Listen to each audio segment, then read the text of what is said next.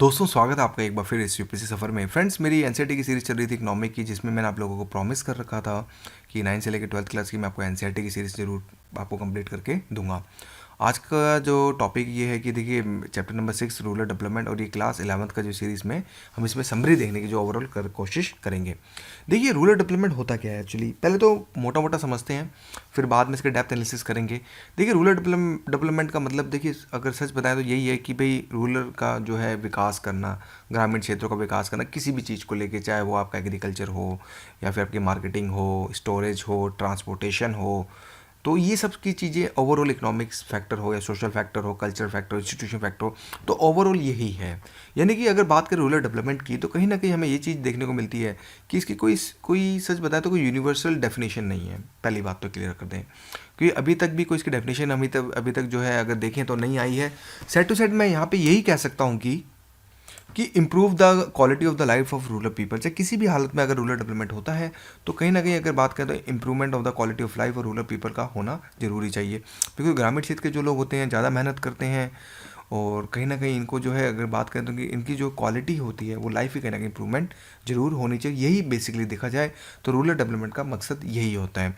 तो बात ये भी कह सकते हैं कि या चाहे फिजिकली हो या फिर टेक्नोलॉजिकल हो, इकोनॉमिकल हो, सोशल हो, या फिर इंस्टीट्यूशन फैक्टर की तरह से भी देखें, तो ओवरऑल कहीं ना हर चीज़ का जो इम्प्रूवमेंट हो, तो इन्हीं चीज़ को जो है बेसिकली देखें तो रूरल डेवलपमेंट की चीज़ें के अंदर ये चीज़ें आती हैं। देखिए दोस्तों, अगर ब्रॉड व्यू के तौर पर समझें कि रूरल डेवलपमेंट बेसिकली और क्या है, अभी तक एनसीईआरटी के बारे में पढ़ा है, बट थोड़ा सा अगर हम थोड़ा हट के चलें और आगे, बिकॉज ये टॉपिक काफ़ी इंपॉर्टेंट रखता है for the UPSC point of view.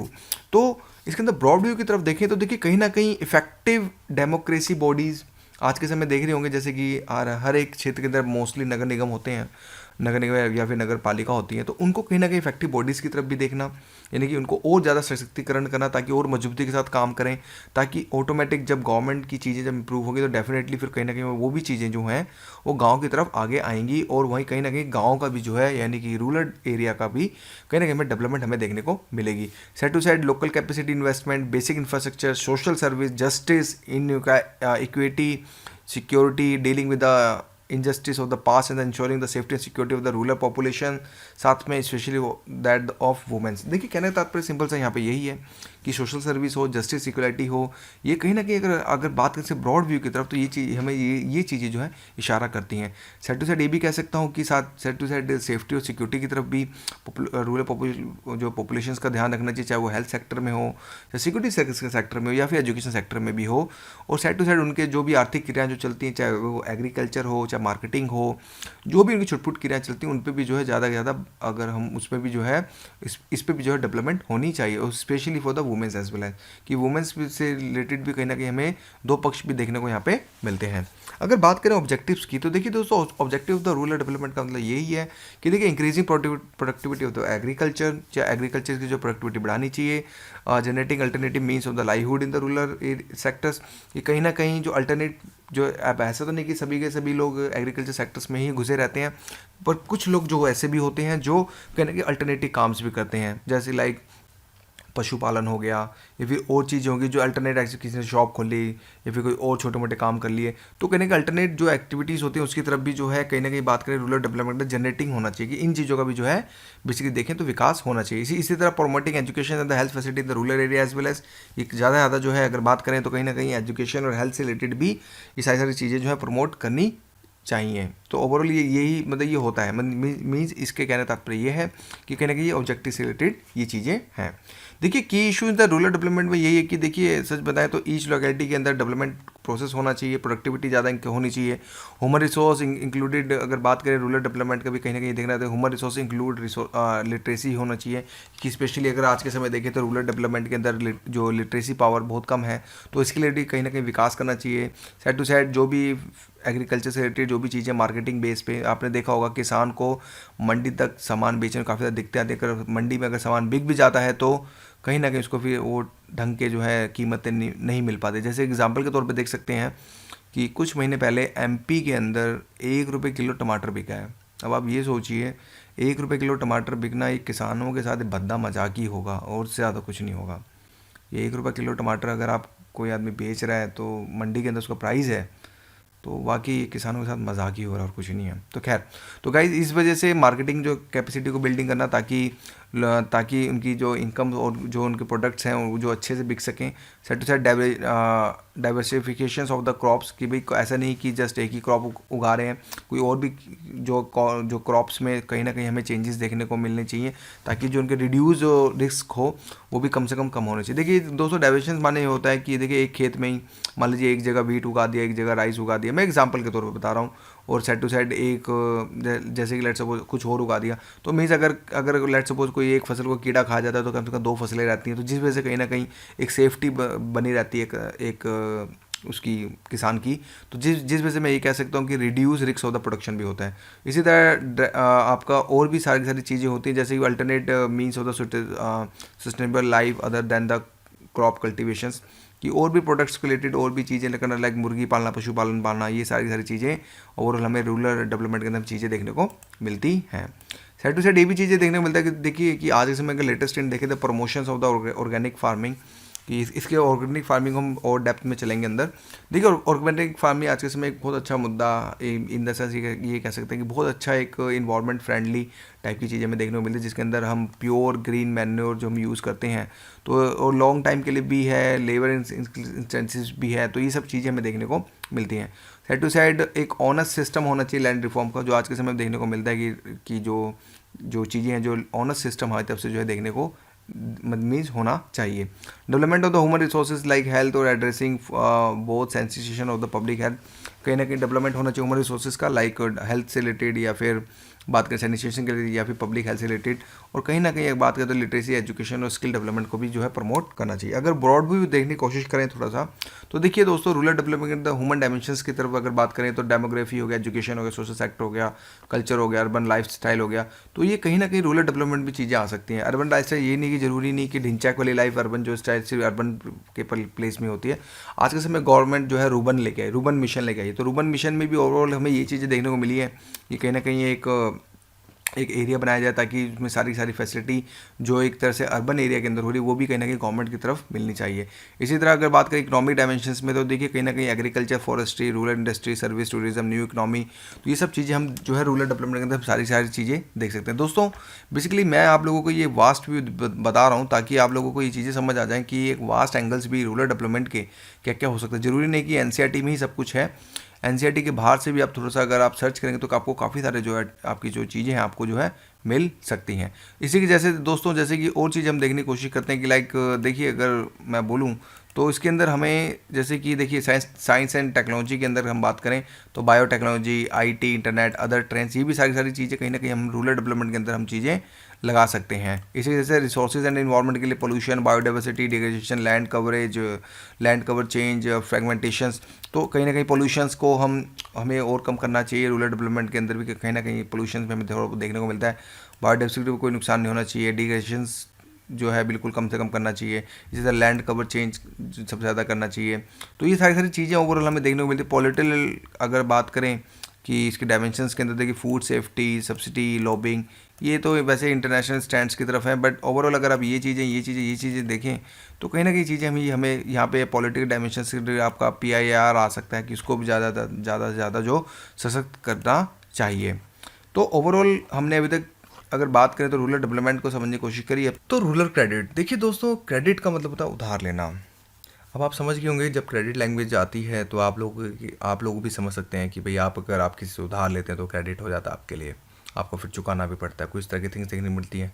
देखिए पहले एक फार्मर से पहले आपको मैं खुद लेके एग्जाम्पल लेके समझता हूँ, इसको समझाने की कोशिश करता हूँ कि मान लीजिए आप ही हैं, आपको कोई प्रॉब्लम हो गई तो आप क्रेडिट लेते हैं, या फिर बैंक की तरफ भागते हैं, या फिर जो आपके रिश्तेदार होते हैं, फिर दोस्त होते हैं उनकी तरफ भागते हैं, या फिर जो मनी लैंडर होते हैं जो ब्याज से पैसा देते हैं उनकी तरफ भागते हैं। तो सेम सिचुएशन फार्मर के साथ भी होती है, और फार्मर की कंडीशंस दूसरी भी हो सकती हैं, जैसे कि भी या फिर मशीन्स लेना, या फिर टूल्स लेना एग्रीकल्चर के, या फिर डिगिंग वेल्स लेना, ट्यूबवेल लेना, डिगिंग वेल्स को खुदवाना, या फिर ट्यूबवेल लेना, या फिर परचेसिंग सीड करना, फर्टिलाइजर्स करना, पेस्टिसाइड्स करना। तो ये सारी चीज़ें हमें देखने को जो है मिलती है।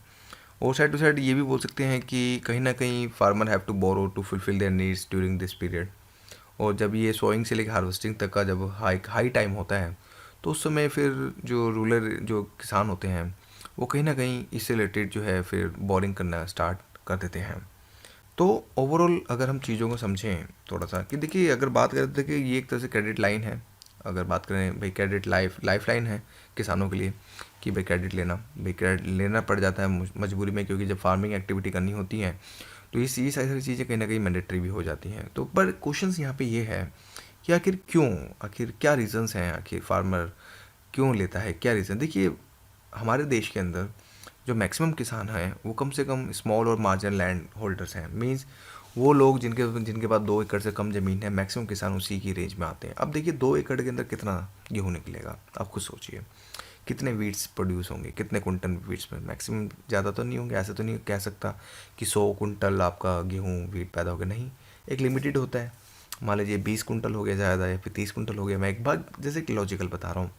तो थोड़ा तो आधा तो रख देते हैं वो लोग, बाकी आधा भेज देते हैं। बट सिचुएशंस डिफरेंट भी हो सकती हैं कि अगर लेट सपोज कभी अगर जैसे कि सरप्लस नहीं हुआ, कि उतना ही खाने की बड़ी फैमिली है लेट सपोज, तो क्या होगा भाई, सरप्लस नहीं बचेगा, फर्दर प्रोडक्शंस के लिए पैसा आएगा नहीं। तो जिस वजह से कहीं ना कहीं इनको फिर क्रेडिट लेना पड़ता है। दूसरी बात मैं ये भी कह सकता हूँ कि जो उनके नीड्स होते हैं, लाइक फर्टिलाइजर्स लेना, मैन्योर लेना, तो कैश उनके पास ऑन द स्पॉट होता नहीं है। कैश तो जब भी आएगा जब फसल बिकेगी। तो जिस वजह से भी कहीं ना कहीं उस सिचुएशन में भी, उस टाइम पे भी जो ये लोग हैं जो क्रेडिट लेते हैं। अब देखिए थोड़ा सा टाइप्स ऑफ क्रेडिट के बारे में थोड़ा सा पढ़ने की कोशिश करते हैं कि देखिए टाइप्स ऑफ क्रेडिट 2 तरह के होते हैं। एक होता है प्रोडक्टिविटी बॉन्डिंग और होता है अनप्रोडक्टिव बॉन्डिंग। प्रोडक्टिविटी बॉन्डिंग में वही जब सीड्स खरीदते हैं, फर्टिलाइजर्स लेते हैं, एग्रीकल्चर जो आपके इक्विपमेंट्स लेते हैं, तो उसको हम प्रोडक्टिविटी बॉन्डिंग कहते हैं। अनप्रोडक्टिविटी बॉन्डिंग के अंदर हम ये कह सकते हैं कि भाई सोशल पर्पज़ के लिए शादी शुदी कर ली, किसी बच्चे की कर दी, या फिर कोई फेस्टिवल ओकेजन्स होते हैं, आपने देखा होगा गाँव के अंदर मेले त्यौहार ये चीज़ें चलती रहती हैं, तो उसके लिए भी कहीं ना कहीं ये लोग लेते हैं। यानी कि 2 टाइप्स ऑफ प्रोडक्ट बॉन्डिंग होती है, एक होती है प्रोडक्टिविटी और होती है अनप्रोडक्टिविटी। इसी तरह अगर टाइप्स ऑफ रूरल क्रेडिट की बात करें तो कुछ लॉन्ग टर्म, कुछ मीडियम टर्म और कुछ शॉर्ट टर्म क्रेडिट हमें देखने को मिलता है। देखिए लॉन्ग टर्म में तो यही हो गया जो 5 से 20 साल के लिए दिया जाता है, जो बड़े बड़े कामों के लिए बेसिकली देखते हैं, जैसे कि ट्यूबवेल्स हो गया, या फिर कॉस्टली इक्विपमेंट हो गया, ट्रैक्टर हो गया, कुछ तरह की थिंग्स होती है, तो उसकी किस्तें बड़ी लंबी जाती हैं। तो जिस वजह से मैं ये कह सकता हूँ हाँ 5 से 20 साल के बीच में लोन ले सकते हैं। सेकेंड ये होता है कि मीडियम टर्म क्रेडिट होता है, जो 12 महीने से लेके 5 साल तक होता है, जिसके अंदर छोटी मोटी मशीनरीज हो गई, कंस्ट्रक्शन कुछ हो गया, डिगिंग वेल हो गया, तो उसके लिए भी कहीं ना कहीं किसान भाई जो होते हैं ये लोन लेते हैं। शॉर्ट टर्म के अंदर ये होता है कि भाई विद इन अगर 6 to 12 मंथ के हो, यानी कि विद इन 1 ईयर के अंदर हो, तो उसको शॉर्ट टर्म के तौर पे लिया जाता है। लाइक सीड्स ले लिए, टूल्स ले लिए, मैन्योर ले लिया, फर्टिलाइजर ले लिया। तो ये सारी सारी चीज़ें जो है इसमें जो है बेसिकली इंक्लूड होती हैं। देखिए सोर्सेज ऑफ रूरल क्रेडिट में अगर बात करें तो कहीं ना कहीं अगर बात करें, देखिए 2 तरह से होते हैं। एक होता है नॉन इंस्टीट्यूशन और एक होता है इंस्टीट्यूशन। नॉन इंस्टीट्यूशन में वही आपके नाते रिश्तेदार, वही ब्याजदार वाले बंदे, तो जैसे कि लैंडलॉर्ड हो गया, या फिर रिलेटिव्स हो गए, फ्रेंड्स हो गए, कोई एजेंट्स हो गए, कमीशन एंड एजेंट्स हो गए, ट्रेडर्स हो गए, तो ये कहीं ना कहीं जो है अगर बात करें तो नॉन इंस्टीट्यूशंस में आते हैं। इंस्टीट्यूशंस की अगर हम बात करें तो लाइक जो एक इंस्टीट्यूशन है मींस एक तरह से बहुत अप्रूव्ड चीज़ें, लाइक कोऑपरेटिव सोसाइटी हो गई, या फिर कमर्शियल बैंक्स हो गए, या फिर रीजनल रूरल बैंक्स हो गए, नाबार्ड हो गया, सेल्फ हेल्प ग्रुप हो गया। तो ये सारी सारी चीज़ें कहीं ना कहीं हमारी तरफ से देखने को मिलती है। अब देखिए सेल्फ हेल्प ग्रुप बेसिकली बात करें कहीं ना कहीं बांग्लादेश से निकल के आया। बांग्लादेश में काफ़ी एक क्रांति हुई, काफ़ी एक अच्छा इम्प्लीमेशन देखने को मिला, जिस वजह से फिर इंडिया ने भी इस चीज़ को अडॉप्ट किया। सेल्फ हेल्प ग्रुप में दोस्तों देखिए ये होता है कि एक्चुअली मान लीजिए 15 से 20 बंदों का ग्रुप बना लेते हैं, तो थोड़ी थोड़ी अपनी बचतों को वो सेविंग्स में कर देते हैं, कन्वर्ट कर देते हैं। तो जो थोड़ा उनके पास जो मोटा पैसा बच जाता है, फिर वो आगे एक कम इंटरेस्ट रेट पे एज़ पर द लैंडलॉर्ड या फिर जो मनी लैंडर है उनसे कम इंटरेस्ट रेट पे ये लोगों को देते हैं और कलेक्ट करते हैं। तो कहीं ना कहीं थोड़ी बहुत ये सेल्फ हेल्प ग्रुप की भी कहीं ना कहीं थोड़ी बहुत इनकम होती रहती है दोस्तों। फिर इसी तरह देखिए एग्रीकल्चर मार्केटिंग भी एक वर्ड होता है। देखिए एग्रीकल्चर मार्केटिंग बहुत बड़ा वर्ड है। इसके अंदर सच बताएं तो स्टोरेज आ गया, असेंबलिंग आ गया, प्रोसेसिंग आ गया, पैकेजिंग आ गया, ट्रांसपोर्टेशन आ गया, grading, distribution of agriculture communities, ये सब की सब चीज़ आती है। तो कहीं अगर एमसीक्यू में अगर एग्रीकल्चर मार्केटिंग से कोई वर्ड आए तो इस बारे में थोड़ा सा बिवेयर हो जाइएगा कि कहीं ना कहीं वो प्रोसेसिंग, पैकेजिंग और ट्रांसपोर्टेशन से जो है रखता है, और ये काफ़ी बहुत बड़ा वर्ड है। तो कहीं ना कहीं एग्रीकल्चर मार्केट में तो ये चीज़ें हमारी तरफ से हमें देखें तो ये चीज़ें जो हमारे लिए इंपॉर्टेंट रखती हैं। देखिए डिफेक्ट्स ऑफ एग्रीकल्चर मार्केट से रिलेटेड यही है कि इसमें क्या क्या प्रॉब्लम्स हो सकती हैं। लाइक अगर बात करें तो देखिए इन एडुकेट वेयर हाउसेस होता है। आपने देखा होगा किसान जब अपना मान लीजिए गेहूँ हो गया, उसको जगह ही नहीं मिली स्टोरेज करने की, वो चाहता है कि भाई मैं 1-1.5 हफ्ते के बाद अगर मैं गेहूँ बेचूँ तो स्टोर ही नहीं कर पाता। भाई क्यों? सरकारी गोदाम ही इतने नहीं हैं, अगर हैं तो ओवर बर्डन है, ओवर डाइजेस्टेड है कि वहाँ पे और गेहूँ रखा नहीं जा सकता। तो जिस वजह से मैं ये बोल सकता हूँ कि वेयर हाउस की बहुत ज़्यादा कमी है। Multiplicity of the middle man कि बहुत ज़्यादा बीच में जब किसान भाइयों से जब गेहूँ खरीदा भी जाता है तो बहुत ज़्यादा बीच में मिडल मैन होते हैं। देखिए अपने एक एग्जांपल एक और भी सुना होगा कि देखिए गेहूँ का जो किसानों से कहीं कहीं 5 रुपये किलो 4 रुपये किलो भी लिया गया है। आपने इस तरह की न्यूज़ भी सुनते होंगे। क्यों? To the middle man, commission इतना दे देते हैं ये लोग कि फिर ये लोगों के पास, इन किसान भाइयों के पास कुछ भी नहीं बचता है। फिर मेल प्रैक्टिस इन ये अनरेगुलेटेड मार्केट, आपने देखा होगा मार्केट के अंदर भी ठेकेदारों का काफ़ी ज़्यादा दबदबा होता है, लैंडलॉर्ड का काफ़ी बड़ा दबदबा होता है। तो ये सारी चीज़ें हमें देखने को मिलती हैं। लैक ऑफ एडुकेट फाइनेंस से रिलेटेड ये कि इनके पास फाइनेंस की काफ़ी ज़्यादा कमी होती है, जिसके कारण ये कहीं ना कहीं फिर इनके पास काफ़ी ज़्यादा दिखते हैं, यहाँ पे देखने को मिलती हैं। फिर ट्रांसपोर्टेशन है, कम्युनिकेशन है, ये सारी चीज़ें हमें कमियाँ देखने को मिलती हैं।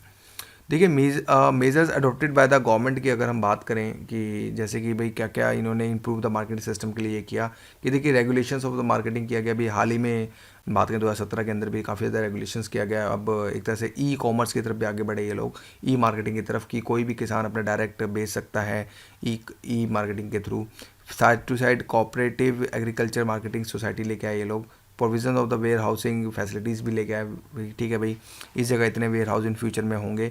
सब्सिडाइज ट्रांसपोर्टेशन दिया गया इनको, और साइड टू साइड करने मार्केटिंग इन्फॉर्मेशन से रिलेटेड इनके लिए एक कॉल सेंटर टाइप में भी बनाया गया। फिर buffer stock, MSP, market support, minimum supportive prices, public distribution system, alternative marketing channel, improvement of the physical infrastructure, ये सारी चीज़ें कहीं ना कहीं अगर बात करें तो कहीं ना कहीं गवर्नमेंट जो है करने की जो कोशिश कर रही है और कर भी रही है। अगर बात करें dimensions in the agriculture activity, देखिए 2 एस्पेक्ट्स हमें देखने को मिलते हैं। एक देखिए एक में ये मिलता है कि देखिए कि अगर देखिए इसका मतलब ये है कि अगर हम किसानों की इनकम बढ़ाना चाहते हैं तो कहीं ना कहीं हमें दो चीज़ें हमें करनी पड़ेंगी।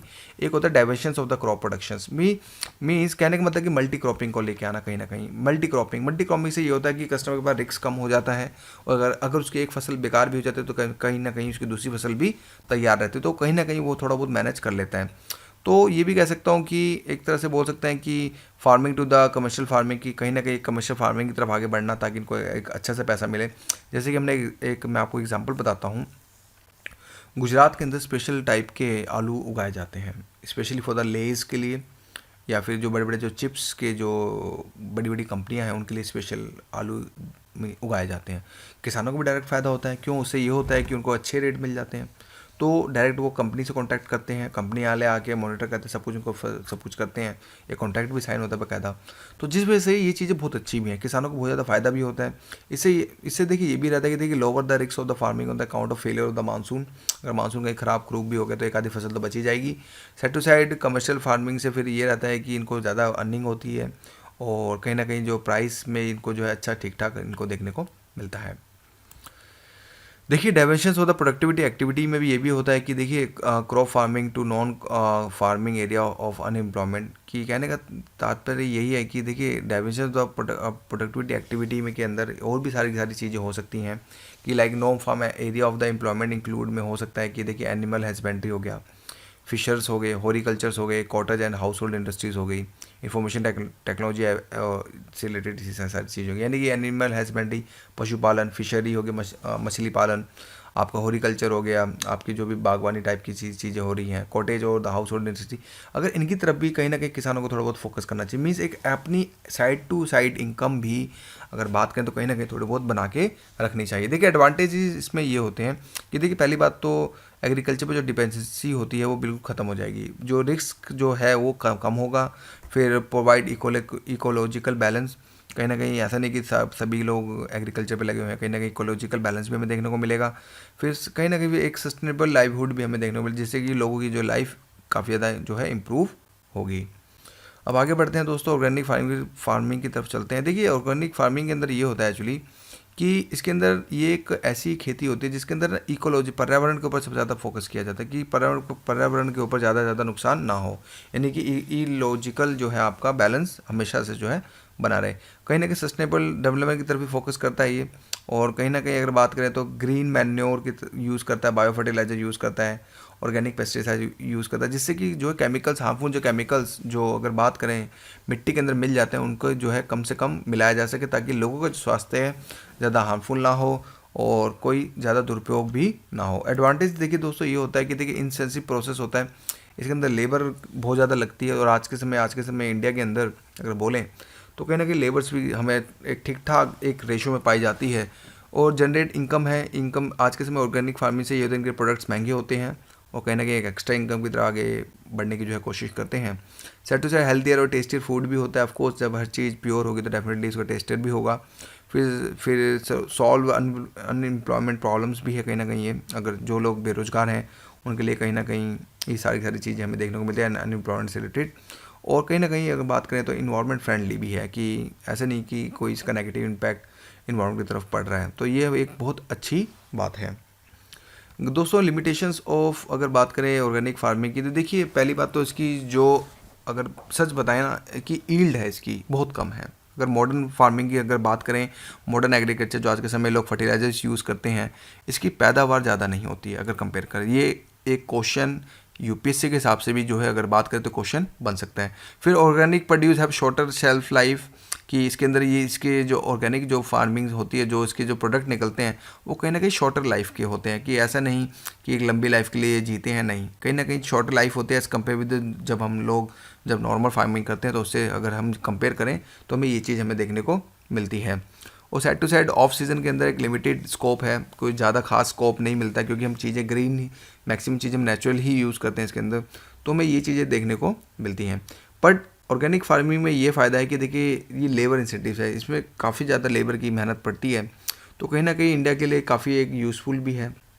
और साइड टू साइड ये बोल सकते हैं इन्वायरमेंट फ्रेंडली है, और अनएम्प्लॉयमेंट को भी यहाँ पे खपाया जा सकता है। इसी जैसे दोस्तों ऑर्गेनिक ऑपरेशन फ्लड एक एनसीईआरटी में दे रखा है। देखिए ऑपरेशन फ्लड में देखिए ये था कि कोऑपरेटिव सोसाइटी बना के इन्होंने स्टार्ट किया, और ये लॉन्च हुआ 1966 के अंदर। इसके अंदर देखिए कोऑपरेटिव सोसाइटी बना दी गई कि भाई जो कोऑपरेटिव हर एक छोटे छोटे मतलब ब्लॉक लेवल पे कोऑपरेटिव सोसाइटी बनाई गई। उनका काम ये था कि भाई जो ग्वाले थे उनसे दूध कलेक्ट करना था, और ये काम बड़ा ही क्विक होता था, क्योंकि आपको पता है अगर दूध में थोड़ा सा भी लेट करेंगे तो फिर दूध बेकार हो जाता है।